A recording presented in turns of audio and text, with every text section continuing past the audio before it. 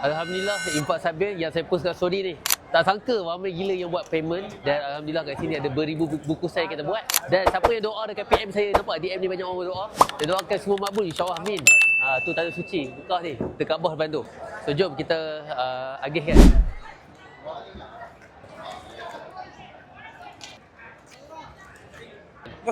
Only one only. So siapa yang doa sebelah yang PM ni, insyaAllah saya doa. Sambil infak ni saya doakan, amin, insyaAllah. Finish.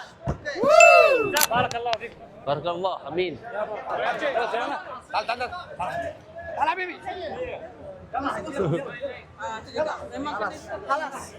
Ni memang kalau kita infak kan, macam tu vibe dia, betul-betul berebut habis tu.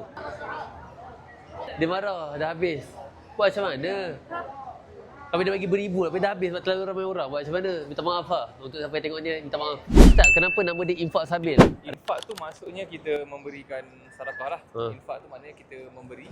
Kemudian sabil tu kerana kita memberikan kepada orang yang berada di jalanan, di sekitar. Contohnya orang-orang yang berada di sekitar ataupun di jalanan di area Masjidil Haram ni, jadi kita memberikan sedekah kepada mereka. Jadi mostly kebanyakan orang yang berada di sabil ni dan mengambil makanan daripada kita ni orang yang nasibnya tidak berapa baik lah. Contohnya sebahagian daripada orang-orang ataupun jemaah daripada India, Pakistan, Bangladesh, kadang-kadang diorang ni datang hanya naik pengangkutan saja. Ada yang naik flight, ada yang datang juga dengan pengangkutan darat. Mereka ada tiket pergi dan tiket pulang je. Oh, duduk makan semua tak ada? Dari segi makan mereka macam tengok keadaan. Kalau tak ada orang buat infak, barulah mereka akan beli makanan macam tu lah. Tawakal habis. Korang cuba komen love kalau korang suka memberi infak kepada orang.